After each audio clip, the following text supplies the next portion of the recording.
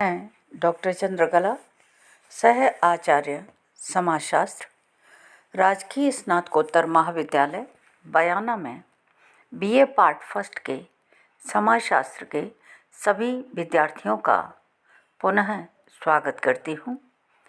बच्चों, आज हम जिस टॉपिक को लेकर आपके मध्य उपस्थित हुए हैं, उस टॉपिक का नाम है सामाजिक समूह। सामाजिक समूह की अवधारणा। इस टॉपिक के अंतर्गत हम सामाजिक समूह का अर्थ क्या है, यह जानने का प्रयास करेंगे। सामाजिक समूह की परिभाषाएं क्या हैं, ये जानने का प्रयास करेंगे। और सामाजिक समूह की सामान्य विशेषताएं क्या हैं, यह भी जानने का प्रयास करेंगे। साथ ही हम सामाजिक समूह का वर्गीकरण पर भी एक नज़र डालेंगे। चलिए टॉपिक को शुरू करते हैं। सामाजिक समूह, कंसेप्ट ऑफ सोशल ग्रुप। तो देखिए, मनुष्य अपना जीवन अकेले न बिताकर अन्य मनुष्यों के साथ समूहों के अंतर्गत बिताता है। इसके सर्वप्रमुख दो कारण हैं। पहला, वह सामाजिक प्राणी होने के कारण समूह में रहना पसंद करता है, और दूसरा, उसे अपनी आवश्यकताओं की पूर्ति के लिए अन्य व्यक्तियों पर आश्रित होना पड़ता है। मनुष्य की जन्म से लेकर मृत्यु तक अनेक आवश्यकताएं होती हैं, और इन आवश्यकताओं की पूर्ति के लिए समूह में रहना बहुत आवश्यक है, क्योंकि इनकी पूर्ति मनुष्य स्वयं नहीं कर सकता। इसी कारण मनुष्य अनेक समूहों का सदस्य है। उदाहरण के लिए, हम सभी अपने परिवार के, क्रीड़ा समूह के, मित्र मंडली के, जाति तथा राष्ट्र के सदस्य हैं। इस संदर्भ में एडवर्ड सैपियर का कहना है कि समूह का निर्माण इस तथ्य पर आधारित है कि कोई न कोई स्वार्थ उस समूह के सदस्यों को एक सूत्र में बांधे रहता है। इस तरह से हमने देखा कि सामाजिक समूह की अवधारणा क्यों इतनी महत्वपूर्ण है। अब चलते हैं और सामाजिक समूह का अर्थ पर प्रकाश डालते हैं। Meaning of social group. सामान्य अर्थों में समूह का अर्थ व्यक्तियों के संग्रह से लगा लेते हैं। हम खेल के मैदान में, जलसे में, बाजार में व्यक्तियों की भीड़ को देखते हैं, लेकिन उन्हें समूह की संज्ञा नहीं दे सकते। भीड़ समूह नहीं है। इसका कारण यह है कि उन व्यक्तियों में सामाजिक संबंधों और चेतना का अभाव होता है। पारस्परिक चेतना व सामाजिक संबंध अन्योन्याश्रित होते हैं। चेतना के अभाव में परस्पर संबंध स्थापित नहीं हो सकते। समूह के लिए अंतरक्रिया तथा संचार का होना बहुत जरूरी है। उदाहरण के लिए, बाजार में सामान्य दृष्टिकोण के व्यक्तियों के संग्रह को समूह नहीं कह सकते आप, किंतु यदि किसी कारण से, चाहे पॉकेट मार के पकड़ने से या अन्य किसी कारण से, संग्रहित लोग आपस में अंतरक्रिया करते हैं, तो उनमें सामाजिक संबंध जन्म ले लेता है। तब उस समय वह संग्रह समूह में परिवर्तित हो जाएगा, चाहे उसकी प्रकृति कितनी ही अस्थायी क्यों न हो। इस तरह से मैंने आपको बताया समूह का अर्थ क्या है। अब इसे और भली भांति समझने के लिए हमारे लिए ज़रूरी है कि हम सामाजिक समूह की परिभाषाओं पर प्रकाश डालें। तो चलिए अब देखते हैं सामाजिक समूह की परिभाषाएं। पहले लेते हैं हम परिभाषा मैकाइवर और पेज की। मैकाइवर और पेज के अनुसार समूह से हमारा तात्पर्य ऐसे व्यक्तियों के संग्रह से है जो एक दूसरे के साथ सामाजिक संबंध स्थापित करते हैं। ठीक है, एक और परिभाषा देखते हैं, और वो परिभाषा है बोटोमोर की। बोटोमोर का कहना है कि सामाजिक समूह व्यक्तियों के उस योग को कहते हैं जिसमें विभिन्न व्यक्तियों के बीच निश्चित संबंध होते हैं। दूसरी बात देखिए, इसमें प्रत्येक व्यक्ति समूह के प्रति और उसके प्रतीकों के प्रति सचेत रहता है। दूसरे शब्दों में कहें, एक सामाजिक समूह में कम से कम अल्प विकसित संरचना और संगठन, नियमों और संस्कारों सहित तथा उसके सदस्यों में चेतना का एक मनोवैज्ञानिक आधार होता है। तो ये बोटोमोर की परिभाषा है, थोड़ी सी टफ है लेकिन क्लियर है। अब आगे बढ़ते हैं और एक और परिभाषा पर दृष्टि डालते हैं। राइटर हैं हमारे बोगार्डस।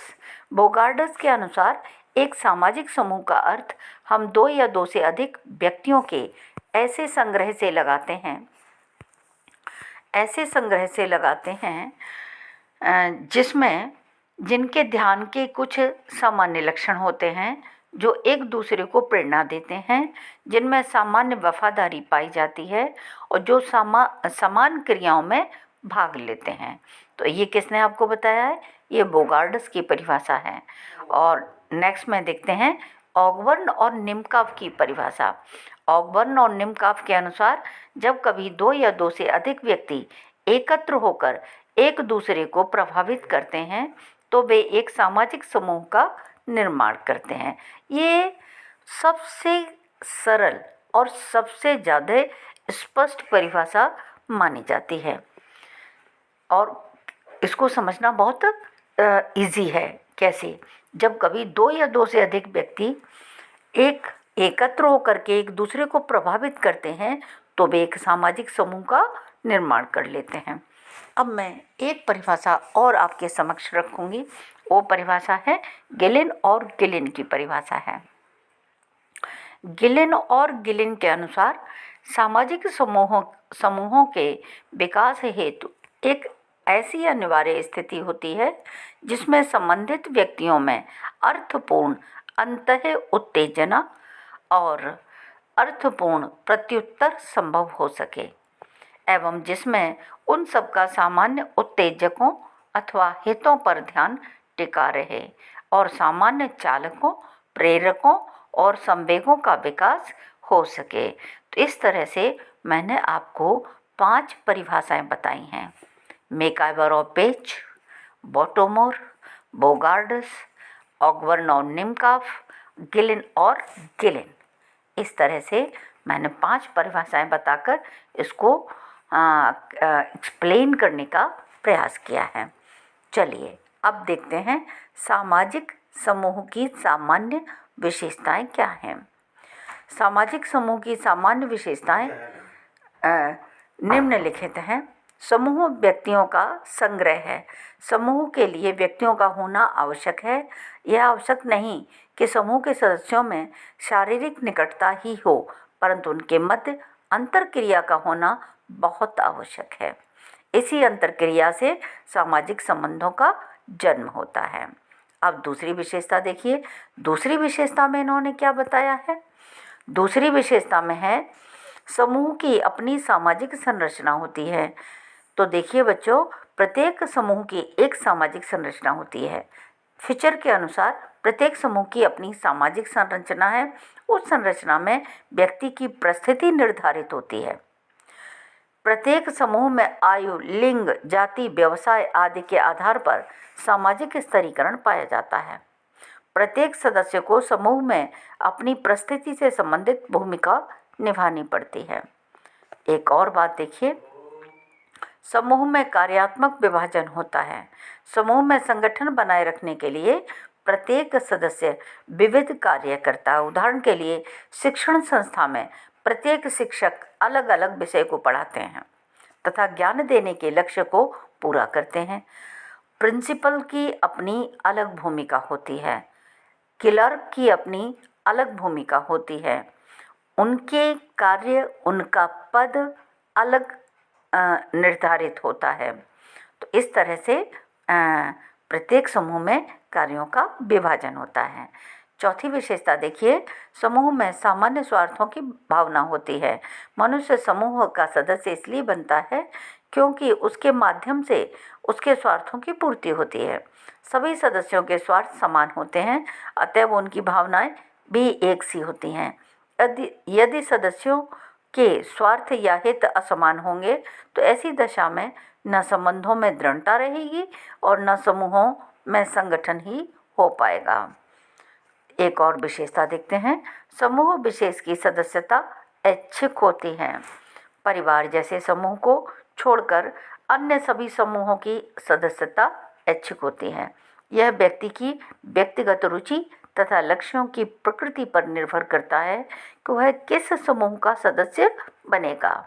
अतः मनुष्य अपने जीवन काल में अनेक समूहों का सदस्य बनता है, अनेक समूहों के संपर्क में आता है। इस तरह से मैंने आपको बताया कि समूह विशेष की सदस्यता ऐच्छिक होती है। और सामाजिक समूह की छठी विशेषता है, समूह की अपनी सत्ता होती है। समूह का आधार सामूहिक व्यवहार है। सामूहिक व्यवहार के अभाव में समूह का अस्तित्व संभव नहीं है। व्यक्ति समूह के समक्ष अपने अस्तित्व को बहुत गौण मानता है। समूह पर उसे पूरा विश्वास तथा श्रद्धा होती है, अतः वह समूह के नियम तोड़ने से डरता है। यह भावना समूह के अस्तित्व की रक्षा करती है। इसके साथ ही साथ इससे समूह का स्थायित्व और संगठन भी प्राप्त होता है। नेक्स्ट में देखिए, सामाजिक मानदंड समूह में महत्वपूर्ण भूमिका निभाते हैं। समूह अपने अस्तित्व के लिए कुछ मानदंड या आदर्श नियमों को बना लेते हैं और इन दोनों में घनिष्ठ संबंध और सहयोग होता है। इस प्रकार इस प्रकार के समूह अनेक अर्थों में प्राथमिक होते हैं और वह भी मुख्यतः इस अर्थ में कि वे व्यक्ति के सामाजिक स्वभाव तथा आदर्शों का निर्माण में मूलभूत होते हैं। चार्ल्स कूले नाम के जो समाजशास्त्री हैं, उन्होंने प्राथमिक समूहों को तीन उदाहरण दिए हैं। तो मैं आपको यहाँ एक और चीज़ बताना है, मुझे एक और विशेषता है, वह समूह एक मूर्त संगठन है। सामाजिक समूह समान उद्देश्य और लक्ष्यों वाले व्यक्तियों का संकलन होता है। क्योंकि यह व्यक्तियों का संकलन है, अतएव यह मूर्त होता है। अब हमने अब तक आपको बताया सामाजिक समूह की अवधारणा के अंतर्गत सामाजिक समूह क्या है, सामाजिक समूह का अर्थ क्या है, सामाजिक समूह की परिभाषाएं क्या हैं और सामाजिक समूह की विशेषताएं क्या हैं। बहुत थोड़ा सा मैंने आपको वर्गीकरण के बारे में भी बताया है कि चार्ल्स कूले ने प्राथमिक समूह नामक अवधारणा को परिचय दिया है।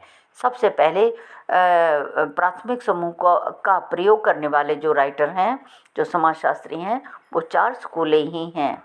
उन्होंने सामाजिक समूह का जो वर्गीकरण किया है, उसमें इस वर्गीकरण को बहुत महत्वपूर्ण स्थान दिया गया है। कूले के वर्गीकरण को कूले ने प्राथमिक एवं द्वितीयक समूह में भेद किया है। इनके अनुसार प्राथमिक समूह से मेरा तात्पर्य उन समूहों से होता है जिनकी विशेषता आमने सामने की होती है, जिनमें बहुत घनिष्ठ संबंध और सहयोग होता है। इस प्रकार के समूह अनेक अर्थों में प्राथमिक होते हैं और वह भी मुख्यतः इस अर्थ में कि वे व्यक्ति के सामाजिक स्वभाव और आदर्शों के निर्माण में मूलभूत होते हैं। चार्ल्स कूले ने प्राथमिक समूहों के 3 प्रमुख उदाहरण दिए हैं। पहला उदाहरण जो सबसे ज़्यादा इम्पोर्टेंट है, परिवार। परिवार हमारे लिए, समाज के लिए मुख्य इकाई है और जो बहुत महत्वपूर्ण इकाई मानी जाती है। दूसरा है क्रीड़ा समूह यानी प्ले ग्रुप, और तीसरा है नेबरहुड अर्थात पड़ोस। उन्होंने समूह का जो दूसरा विभाजन किया है उसे द्वितीयक समूह कहा है। प्राथमिक में कौन कौन आए हैं? परिवार आया है, प्ले ग्रुप्स आए हैं और नेबरहुड आया है। दूसरे में द्वितीयक समूह है। कूले के अनुसार द्वितीयक समूह ऐसे समूह होते हैं जिनमें घनिष्ठता का पूर्णतः अभाव होता है, वहाँ बी फीलिंग नहीं होती। इनमें सामान्यतः उन विशेषताओं का अभाव होता है जो अधिकांशतः प्राथमिक समूह में पाए जाते हैं। उदाहरण के लिए कॉरपोरेशन है, श्रोतागण हैं, क्लब्स हैं, राष्ट्र है, चर्च है, व्यावसायिक संघ हैं, ये सब द्वितीयक समूह के उदाहरण हैं। इस तरह से मैंने आज आपको समूहों के वर्गीकरण तक समझाने का प्रयास किया है। पुनः मैं एक बार बता देती हूँ, समूह का अर्थ बताया, परिभाषाएं बताई, विशेषताएं बताई और थोड़ा सा वर्गीकरण पर प्रकाश डाला। कल हम समूह के अंतर्गत जो प्राथमिक समूह है उसको और स्पष्ट रूप से देखने का प्रयास करेंगे। तब तक के लिए थैंक यू, धन्यवाद।